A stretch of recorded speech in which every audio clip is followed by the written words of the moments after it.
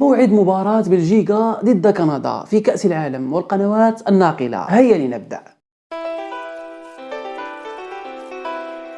تعرف على موعد مباراة بلجيكا ضد كندا، ذلك في المواجهة التي ستجمعهما ضمن منافسات الجولة الأولى من بطولة كأس العالم 2022. ويقع منتخبي بلجيكا وكندا ضمن المجموعة السابعة ببطولة كأس العالم مع منتخب المغرب وكرواتيا. ويحتضن استاد الريان المواجهة النارية المرتقبة، والتي بدأت الأحد الموافق 20 نوفمبر وتستمر حتى 18 ديسمبر المقبل. ويتطلع منتخب كندا ممثل قارة أمريكا الشمالية لتحقيق مفاجأة في بداية مشواره بالمونديال، ويحقق انتصارا على منتخب بلجيكا، منافسة على إحدى بطاقتي التأهل. بينما يتسلح منتخب بلجيكا بالإمكانيات الفنية والبدنية الهائلة والخبرات الكبيرة من صفوفه، وذلك لتحقيق الفوز وحصد أول 3 نقاط في مشواره بالبطولة، لا سيما أنه أبرز المرشحين لحصد اللقب. يواجه منتخب بلجيكا الأول نظيره الكندي الساعة 8 من مساء يوم الأربعاء المقبل بتوقيت المغرب، والساعة 9 مساء بتوقيت القاهرة، الساعة 10 بتوقيت السعودية وقطر، في ملعب الثمامة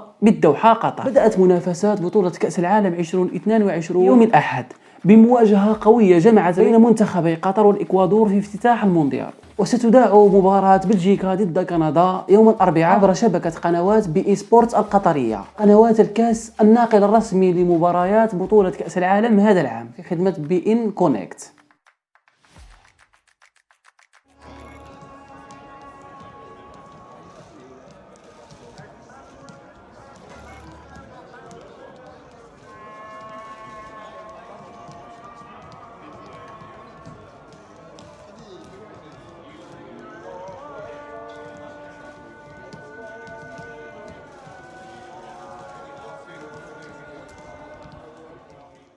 في بالدين الإسلامي للقادمين إلى كأس العالم الذي تنطلق فعاليته في 20 نوفمبر المقبل، وسط توقعات قطرية بأن تكون نسخة المونديال المقبلة أحد أنجح النسخ المونديالية.